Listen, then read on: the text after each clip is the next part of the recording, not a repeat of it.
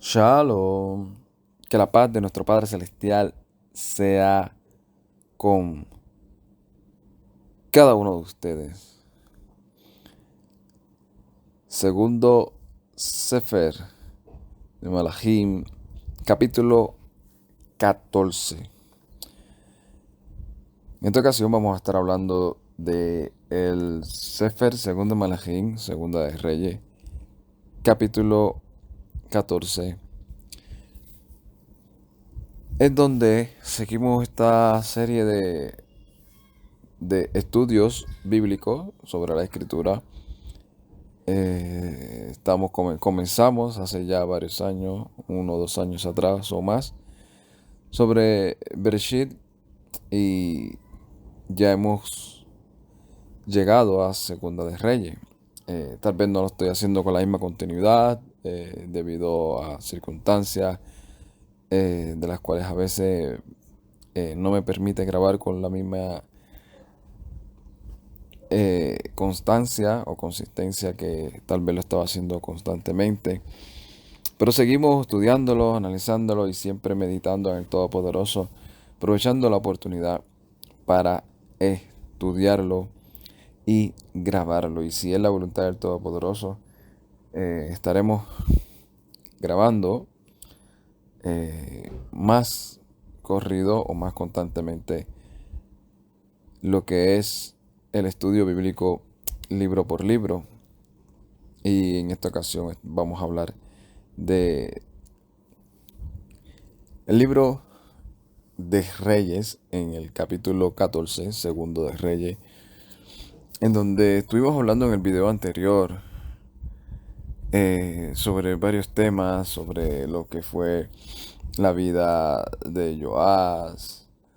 eh, Estuvimos hablando sobre la vida de Joás, como lo conocen, de Joacás, lo que fue el fallecimiento de un siervo del Todopoderoso, como lo es conocido en la Escritura, el profeta Eliseo, y, y cómo, ¿verdad?, entre lo que se relata, cómo en medio del proceso parece que sucede algo, se podría decir, místico o algo eh, anormal, se podría decir, dentro de la normativa en la cual nosotros vivimos, que es cuando dentro de una batalla uno de los que fallecen lo tiran y toca uno de los huesos de Eliseo ya muerto y enterrado, y vive y vive.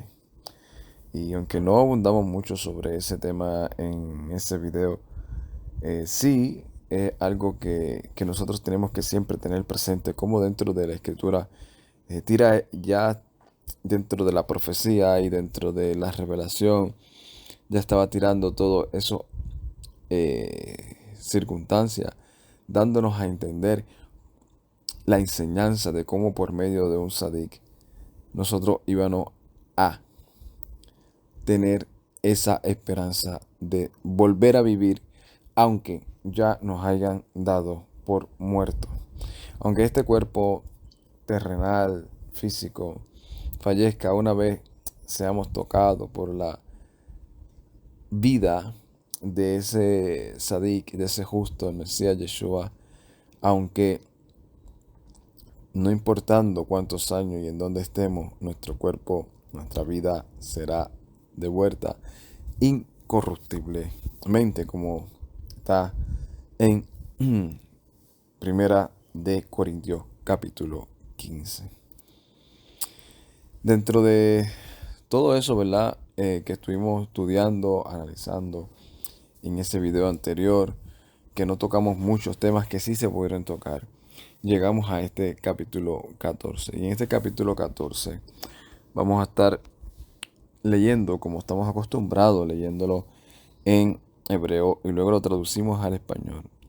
Pero así, dentro de la lectura, si vemos alguna palabra que resalte, que nos pueda dar mucha más información de lo que nos da en el lenguaje que lo leemos en español normalmente, poder resaltarlo, poder ver el mensaje que el Todopoderoso establece para nuestra vida. Porque aunque siempre es un tema que sale a reducir, ¿verdad? Aquellos que hemos entendido no solamente con palabras, sino con hechos, que desde Bereshit hasta Apocalipsis, todo lo que aparece ahí es palabra del Todopoderoso. Y que si es palabra del Todopoderoso, pues obviamente, esa palabra no puede tener maldición. No puede tener, como decimos, ¿verdad? En nuestro país, no puede tener nada malo. ¿Qué de malo hay en que el Todopoderoso diga, cumple estos mandamientos para que viva? Y como siempre estamos hablando, que desde que terminamos el Sefer de Devarim, que fue el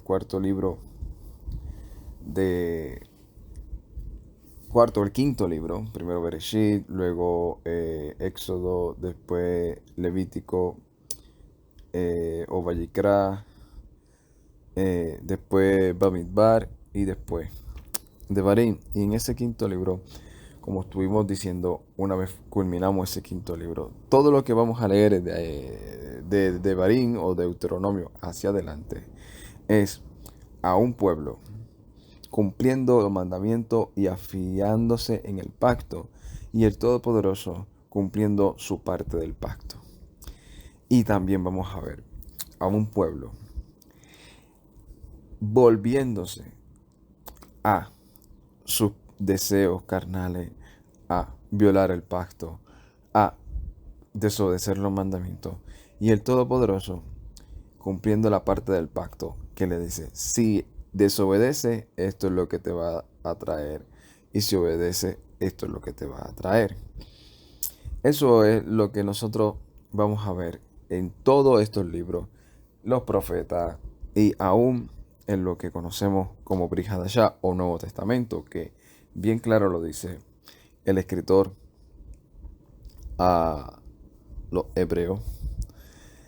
Si aquellos que no obedecieron o no quisieron obedecer la palabra de Moshe tuvieron su justa retribución, cuanto más ahora ustedes, si la desobedecen, van a tener más retribución, peor, porque ante la retribución que les daba era por haber desobedecido la sangre del pacto del macho cabrío, pero ahora es la sangre del pacto rociada con la vida del Mesías Yeshua, que es más que Moisés, más que el cordero que fue inmolado cuando salieron de Egipto. Dentro de todo ese proceso es que nosotros estamos viendo que en cada capítulo todo lo que vamos a ver es obediencia, retribución por su obediencia, desobediencia, retribución por su desobediencia. Este es el camino que les doy, camino de vida, camino de muerte. Cojan el camino de vida para que vivan ustedes y su descendencia muchos años.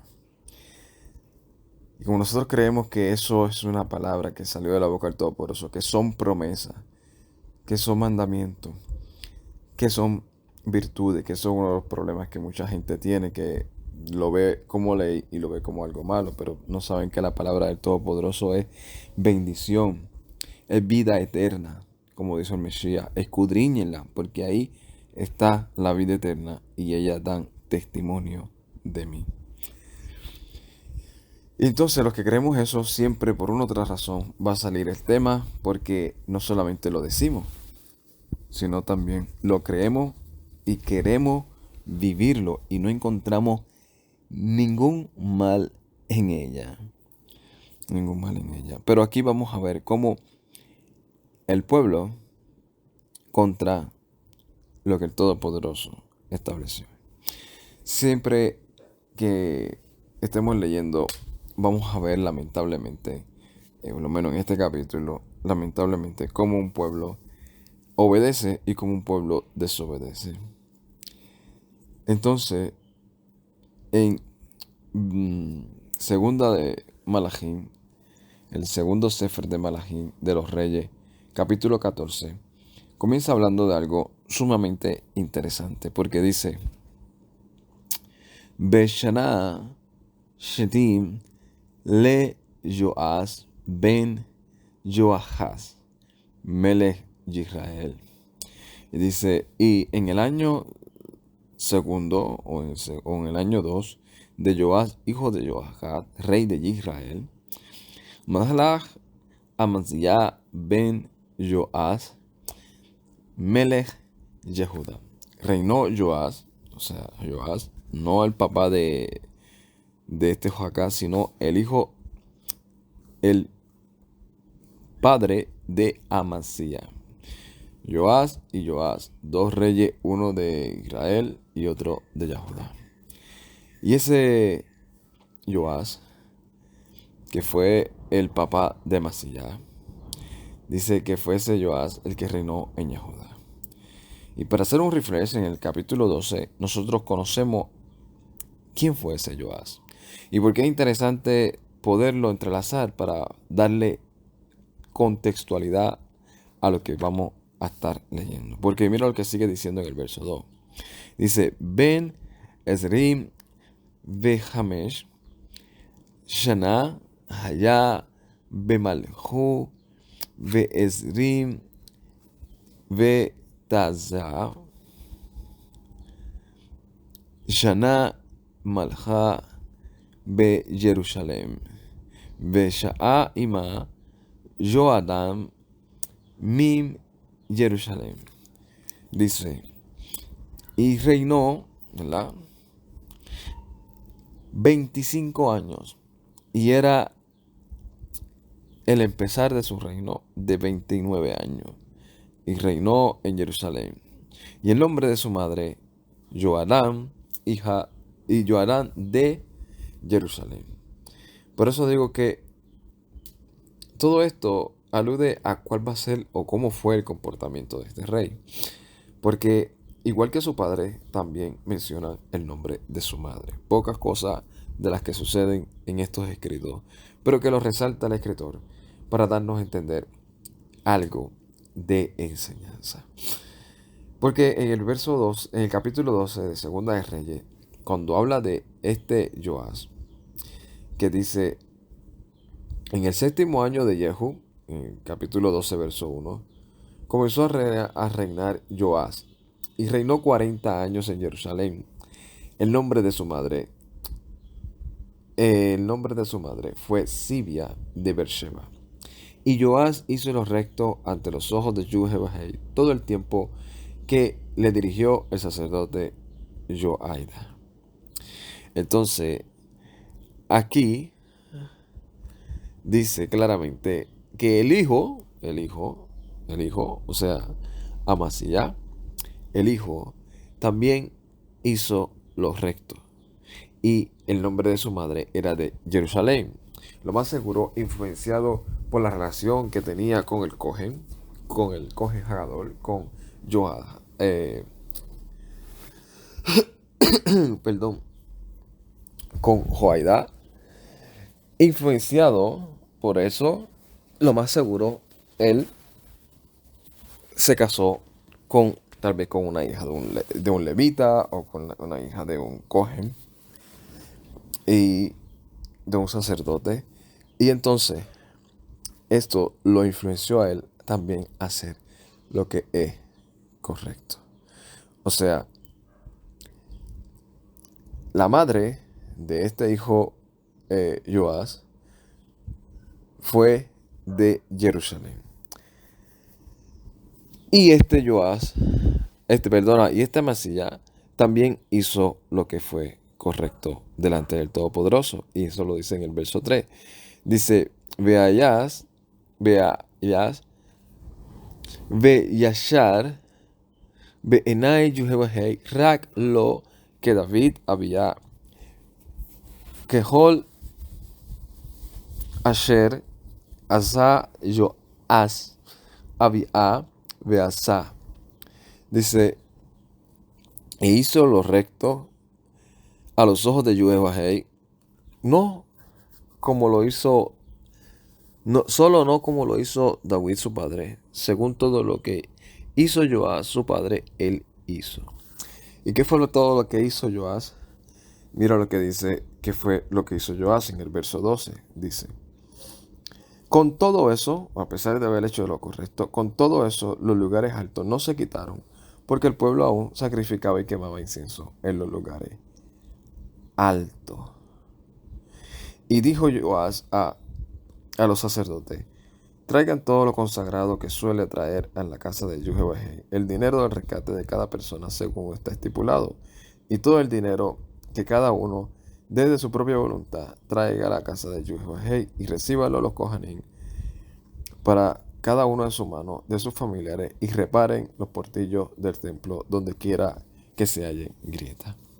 O sea, este padre de Amasías se dedicó a hacer lo que es correcto y se preocupó por lo que fue el Mishkan. Lo más seguro, vuelvo y repetimos, lo más seguro por la relación que tuvo con este hombre llamado Joab, que fue el que de una u otra manera le salvó la vida, fue el que permitió que lo criaran escondida de esa mujer malvada que llegó a ser la reina de Israel por un tiempo.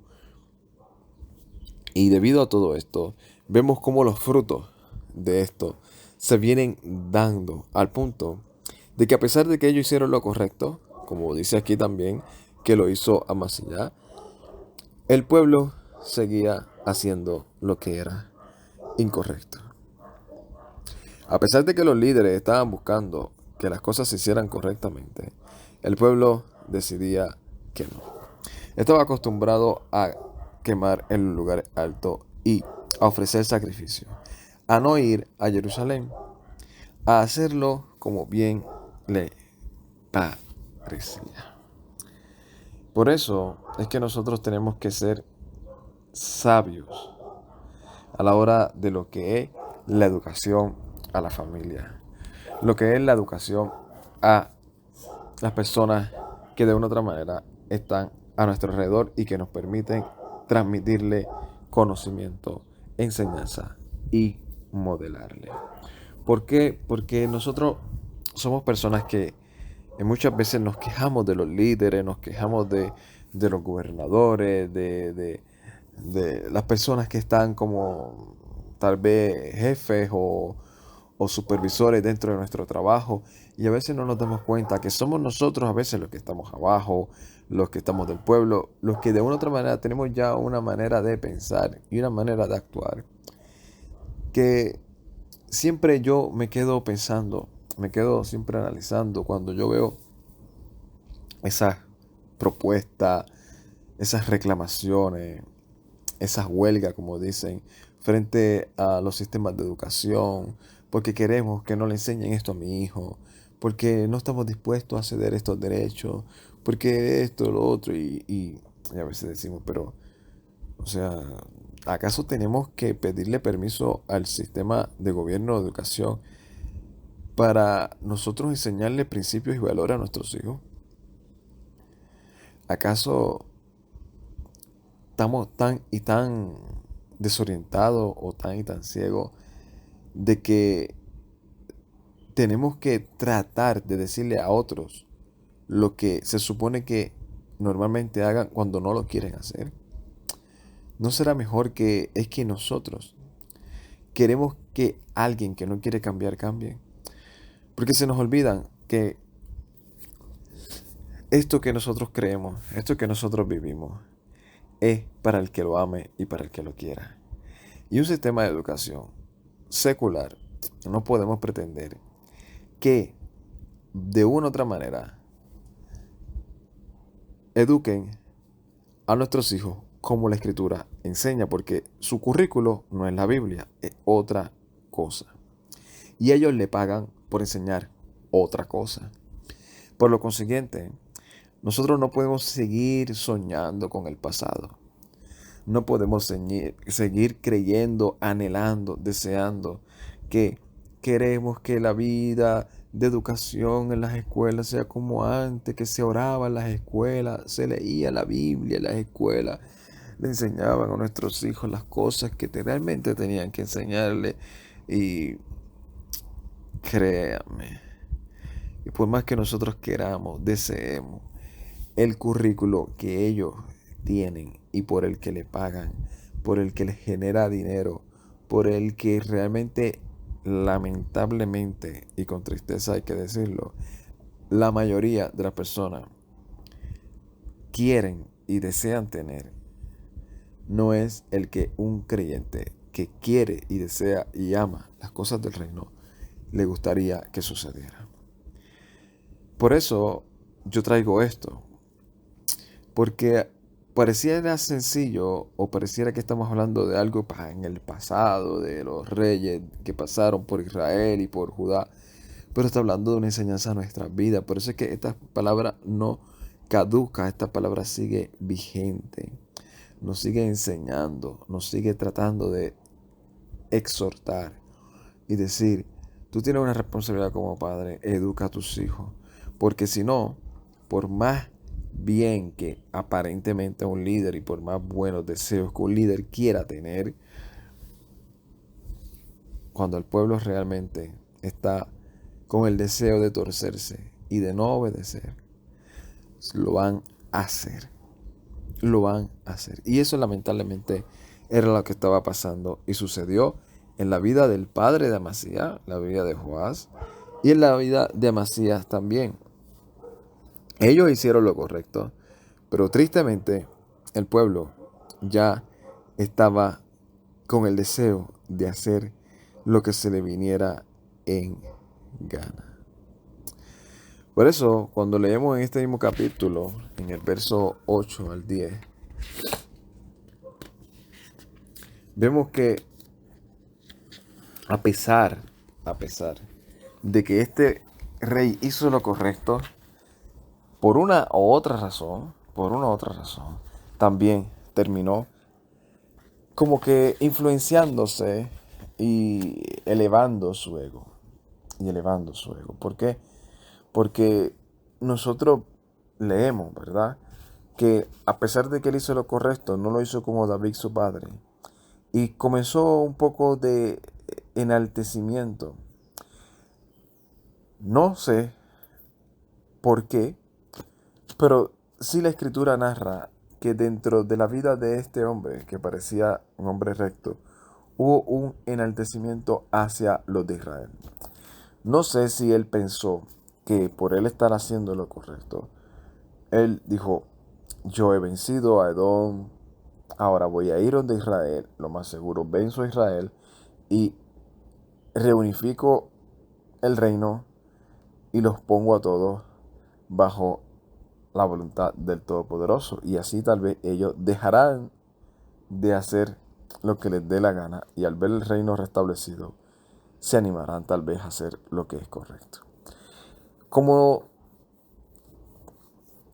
tal vez eso fue un deseo, y estoy hablando en medio de la especulación, sucedió lo que más adelante también vamos a leer, pero a este rey ya le sucedió. Y fue que este rey llamó al rey de Israel. Y dice que era aparentemente para verse la cara. Mira lo que dice en el verso 8. Dice del capítulo 14. Dice, Az, Shalach, Amaziyah, Malachim, al Joás ben Joahaz ben Yehu, Melech de Israel. Dice, entonces envió Amasías mensajero a Joás, hijo de Joacás, hijo de Yehu, rey de Israel, Leemam o Leomer, Leomer, perdona, dice Leomer, diciendo o hablándole, Laja netar a Panaim, ven, veamos las caras. O sea, vamos a tener un enfrentamiento entre nosotros dos. Dice, Veyashalach Joás Melech Yisrael al Hamasiyah Melech Yehudá Leemor. Hajoach Asher be Libanon Shalach al Ha'arza Asher Velibanon Leomer Tina et Betaha Lepni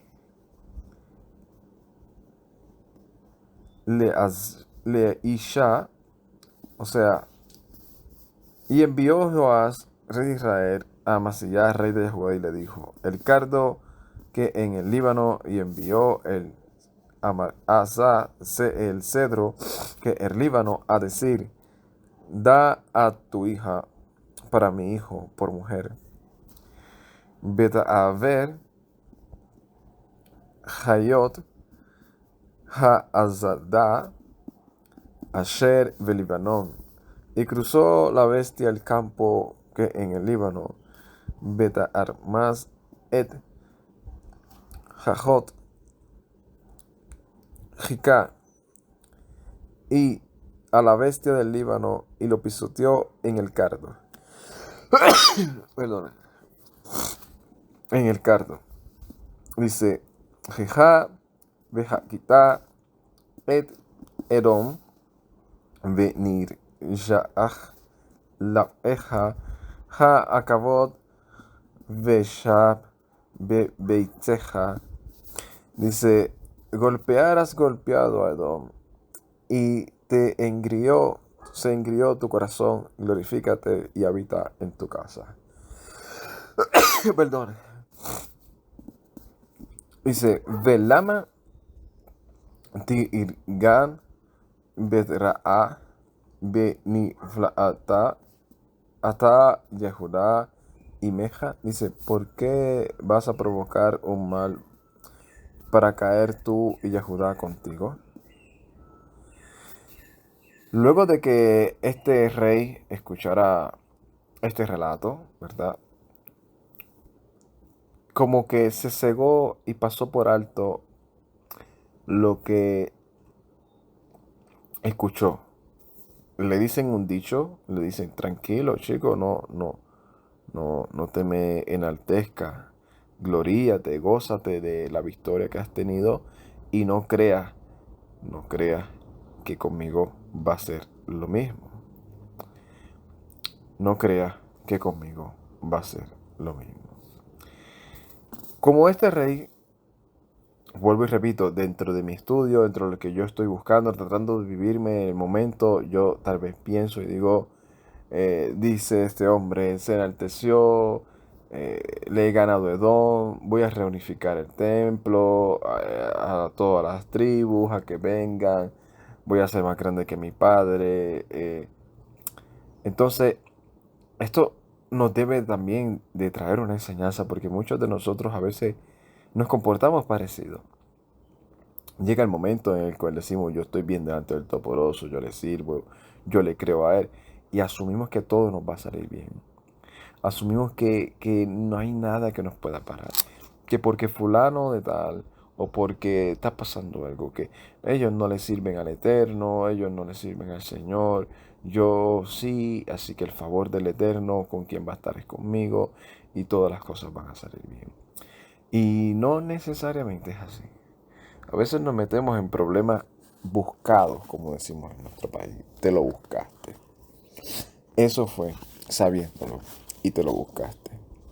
Y eso es importante nosotros estudiar estas cosas porque dentro de la vida del creyente, y este es el propósito por el cual nosotros estudiamos la Escritura, para traer enseñanza a nuestra vida, para entender mejor la Escritura, cómo el Padre se relacionó con el pueblo, cómo realmente lo corrigió, cómo lo protegió, qué errores cometieron ciertos reyes a pesar de que eran siervos creyentes y que hicieron lo correcto, para nosotros mirarnos en ese espejo y examinarnos y nosotros poder aprender, como decimos, de la vida ajena, aprender por las vivencias de otras personas. Y eso nos puede ayudar a nosotros a ser humildes y a decir, espérate, a pesar de que yo sé que si nos tratamos de medir, decimos, oye, pero es que se nota a legua que la vida de tal fulano de tal, totalmente desobediente. Yo no soy el más perfecto, pero creo que el Eterno a quien va a favorecer es a mí. Y no necesariamente es así. Creo que es en el Sefer de Eclesiastés, ¿verdad? O de Cogelet, que dice que él ha visto a hombres justos que les suceden cosas como de impío, y a hombres impíos que les suceden cosas como de hombres justos. Así que tenemos que ser bien sabios a la hora de tomar decisiones, a la hora de a veces hasta comprometernos, porque a veces hasta nos comprometemos con nuestros labios.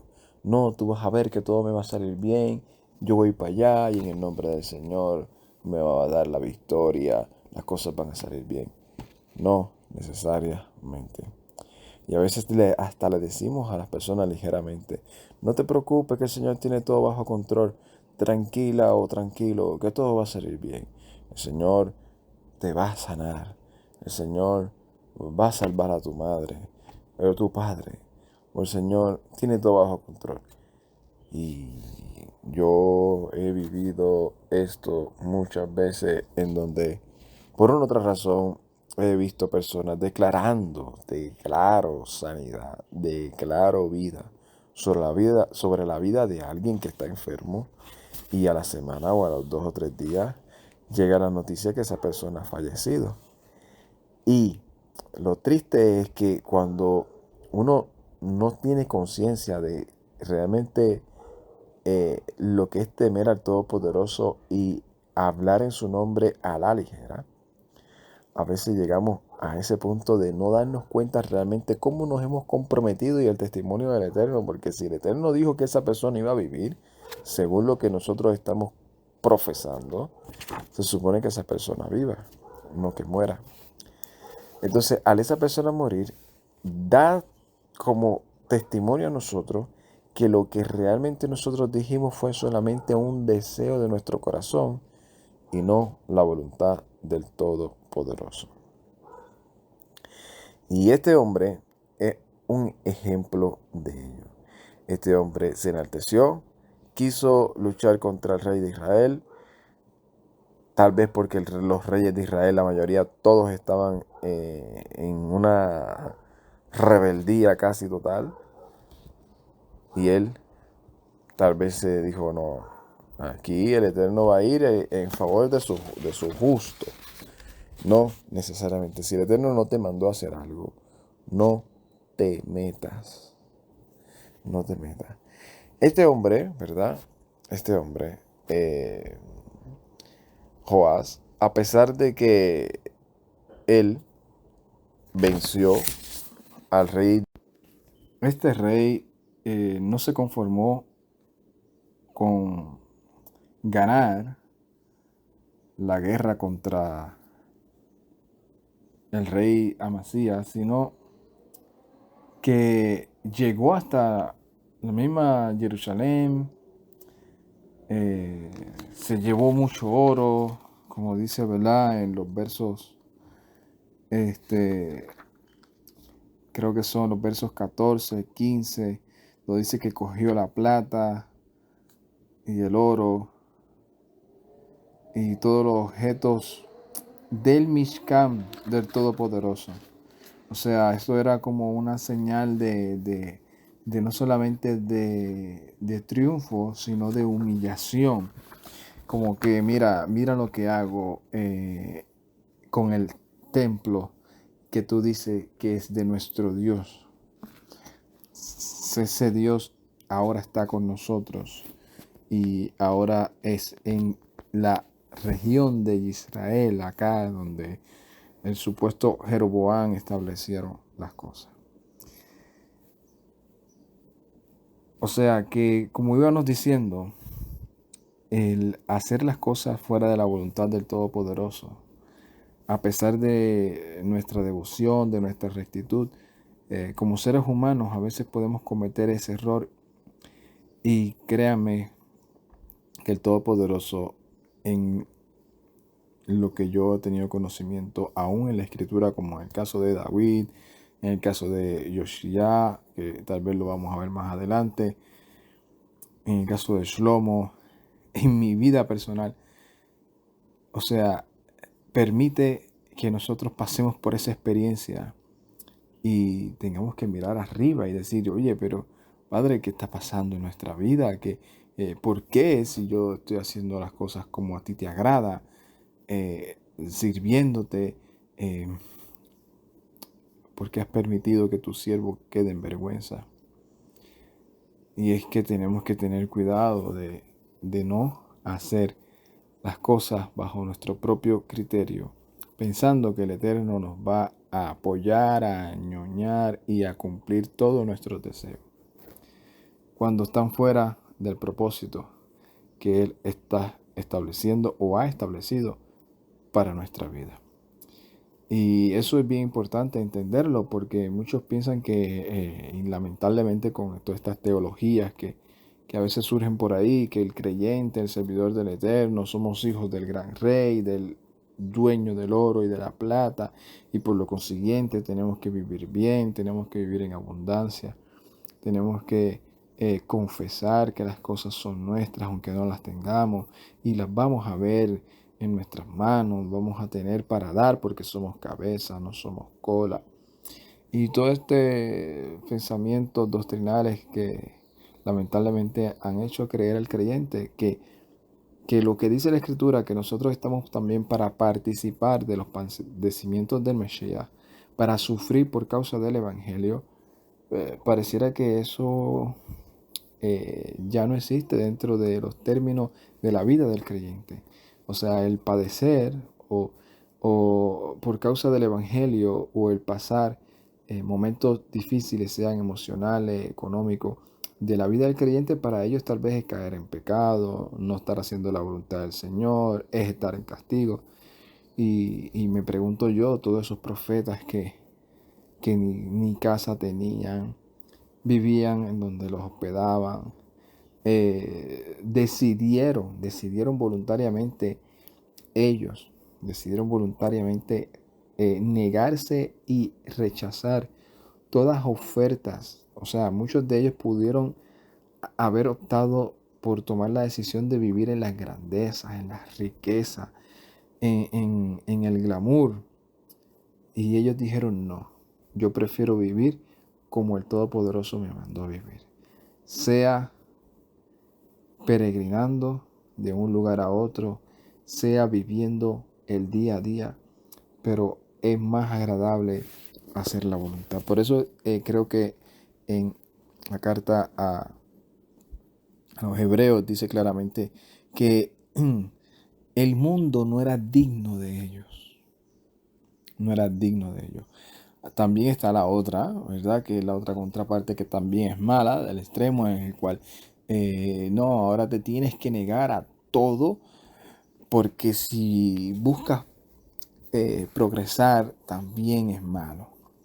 No, y yo creo que hay que mantener ese balance de si es la voluntad del Todopoderoso, que dentro del propósito que Él te ha llamado está el prosperarte económicamente o en cualquier área para que cumpla su propósito conforme a lo que Él te llamó específicamente a esa persona o a ese grupo, no es a todo el cuerpo, a ese grupo, para compartir con el que realmente tiene necesidad, como surgió, ¿verdad? Por mucho tiempo y en muchos años hemos visto la historia de muchas personas con bastante, se podría decir, comodidad económica, que a pesar de esa abundancia económica decidieron arriesgar sus vidas por ayudar a los necesitados creyentes en el Mesías que huían de las persecuciones, y ellos los ayudaban o sea, tenían esas riquezas al servicio, ayudaban económicamente, escondían a veces a esas personas para que no los mataran.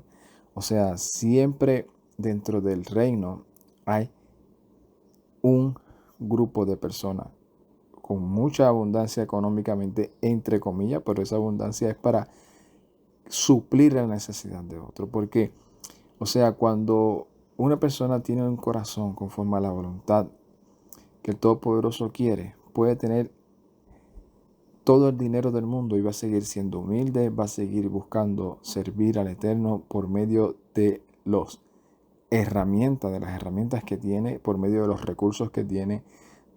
No va a dejar que su corazón se engrose, va a querer ayudar al necesitado, al afligido, y aún va a estar dispuesto a rechazar todo lo que tiene por causa de seguir al Todopoderoso y de seguir las pisadas del Mesías. Entonces, este hombre, ¿verdad? Para ir otra vez al contexto, este hombre que persiguió, que terminó llegando hasta la misma Jerusalén, que se llevó todo eso. Este hombre, a pesar de todo eso, se quiso pensar, ¿verdad?, que el Eterno realmente le había dado la victoria a él. Amasías, por otro lado, a pesar de que se le advirtió, mira, no vayas a la guerra, y siguió, no solamente perdió, sino también parece que las consecuencias fue que todos aquellos líderes en eminencia que estaban alrededor de él ya no confiaban en él. Pensaron tal vez que él ya no era ese líder que los llevó a la victoria contra Edom, que realmente él lo que hizo fue una vergüenza al reino y a la imagen del rey que representa al Todopoderoso, y decidieron algo que no deberían de hacer. Y es lo que aparece en el capítulo 14, en el verso 19, cuando dice: Veyakru Elai Kasher o Kesher Be Jerusalem Be Yanes Lakish.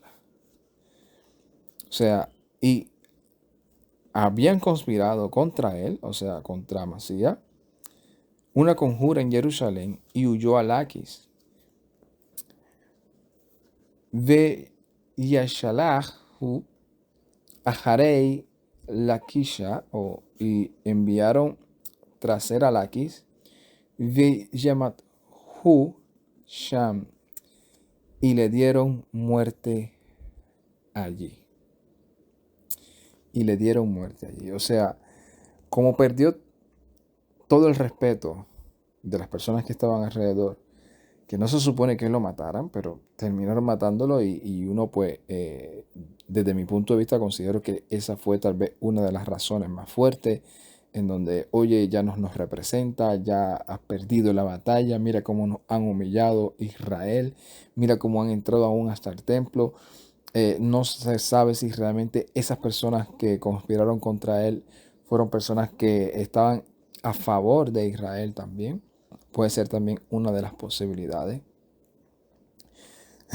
El punto es que terminaron conspirando contra él y matándolo.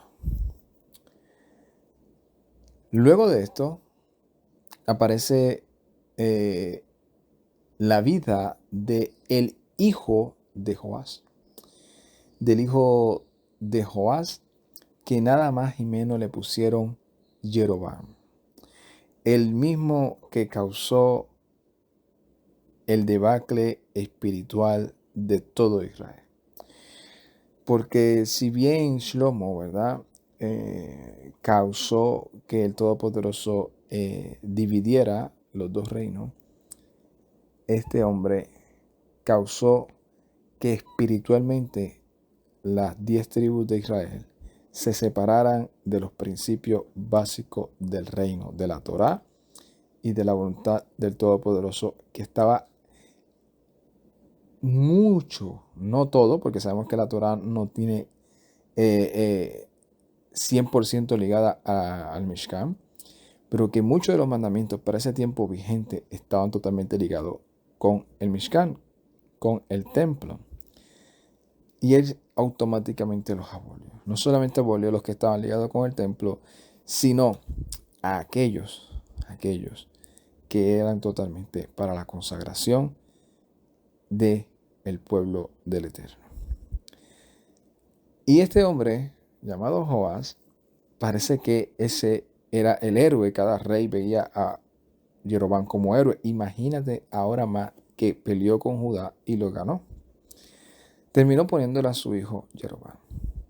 Y esto aparece en el capítulo 14, verso 23, donde dice, Veshana Hamesh Ezri Shana le Amaziah ben Joash Melech Yehuda, o sea, en el año 15 del año de Amasías, hijo de Joás, rey de Judá, Melech Jeroboam ben Joás Melech Israel. Fue un rey, Jeroboam, hijo de Joás, rey de Israel, o sea, aquel que venció a Amasías. Una vez muere Joás, el que venció a Amasías, llega al reino un hijo de este descendiente de Joás, llamado Jeroboam. Y dice, Melech Israel Beshomron Arbaim Beahad Shana. O sea, y reinó en Samaria 41 años. Imagínense. Reinó 41 años en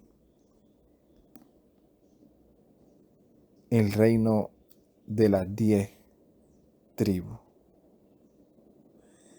Y sigue diciendo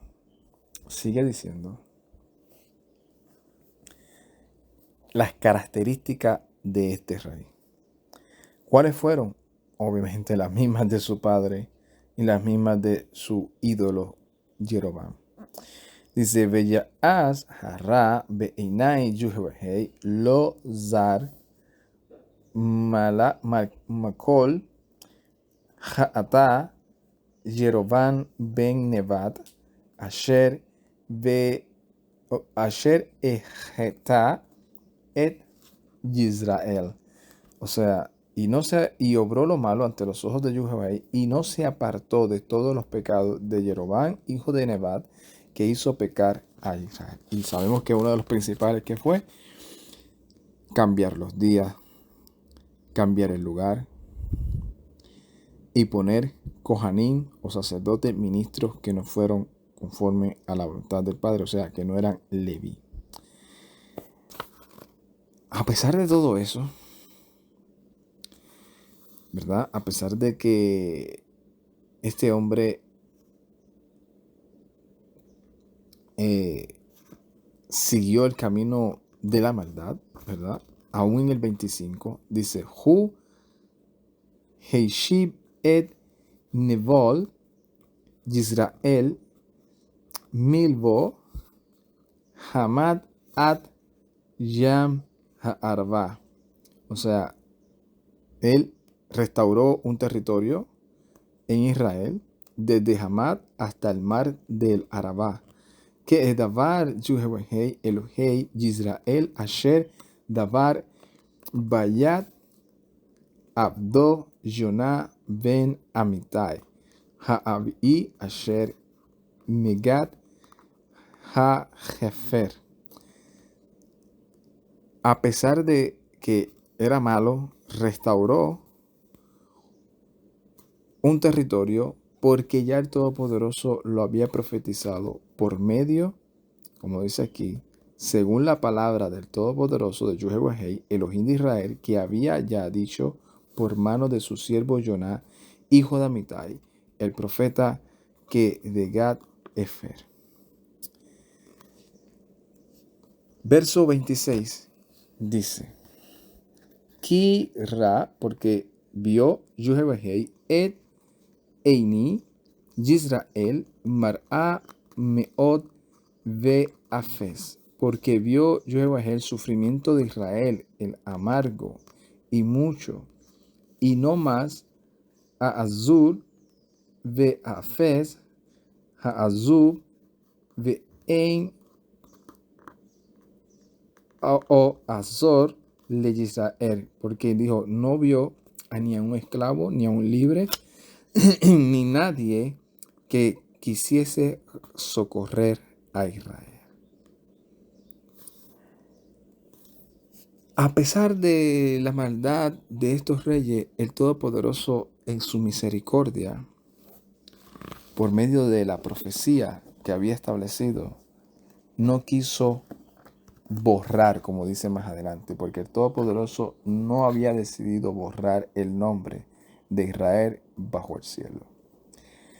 Y esto es otra de las cosas incógnitas, se podría decir, que suceden en nuestras vidas, que a veces no tenemos respuesta. ¿Cómo puede ser que un pueblo tan malvado, un pueblo tan malo, una vida tan de transgresión, de un hombre que por una otra razón le había servido al Todopoderoso, de momento se va en apostasía, o un pueblo, de momento sucedan cosas como de que, oye, pero mira, les está yendo bien, y a veces no sabemos que hay propósitos que el Eterno tiene, y si había el Eterno, si ya había profetizado algo sobre alguien, la vida de esa persona en el día del juicio, el Todopoderoso lo va a juzgar conforme a eso. Pero su palabra, la palabra que el Eterno ha profesado, se va a cumplir sin importar nuestras actitudes y nuestras acciones. Por eso es que creo que uno de los shilejim, de los apóstoles, dice, sea Elohim veraz y todo hombre mentiroso. Y otro dice, ¿sabes una cosa? Que aunque nosotros seamos infieles, Él sigue siendo fiel porque Él no se puede negar a sí mismo. Que se haya cumplido la palabra, que el Todopoderoso haya decidido no borrar al nombre de Israel sobre la faz del cielo, no significaba que el Eterno los estaba alabando en su actitud, en su comportamiento. No significa que el Eterno les estaba manifestando su amor por que a pesar de lo malos que ellos fueran, el Eterno iba a seguir amándolos y apapachando y alcahueteando sus malas obras. No. Nosotros sabemos que este pueblo terminó en manos de los asirios. Sabemos que este pueblo terminó siendo derrotado por sus enemigos y llevándolos cautivos hacia otros pueblos. Porque la misericordia del Eterno es algo incomprensible y nosotros a veces no sabemos cómo y hasta cuándo llegará. Por eso el llamado es a vivir como nos enseñan los profetas. Hoy es el día. A vivir agradecido de lo que el Eterno está haciendo en nuestra vida hoy. Y el día de mañana, hacerlo hoy.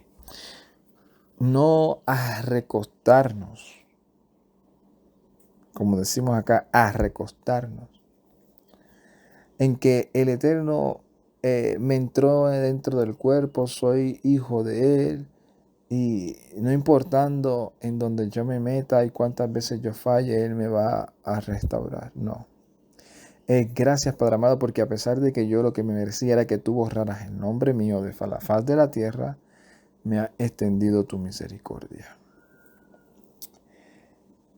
Esto es lo que realmente podemos aprender de todo este relato del capítulo 14 de Segundo de Malachim, en donde el Todopoderoso nos revela por medio de esta historia que su fidelidad está por encima de nuestras acciones y que, no importando nuestra vida delante de Él, no nos podemos creer independientes y hacer lo que creemos o lo que pensamos. Que ninguna victoria, entre comillas, como nosotros le llamamos, ante las circunstancias de la vida, debe ser la motivación para que nosotros de ahí comencemos a tomar decisiones simplemente porque pensamos que todo ahora nos va a salir bien. Yo deseo que el Eterno nos siga ayudando en todo este caminar conforme a su voluntad. Shalom, Ubrajá, Lecolán, paz y bendiciones a todos. Ay, tate.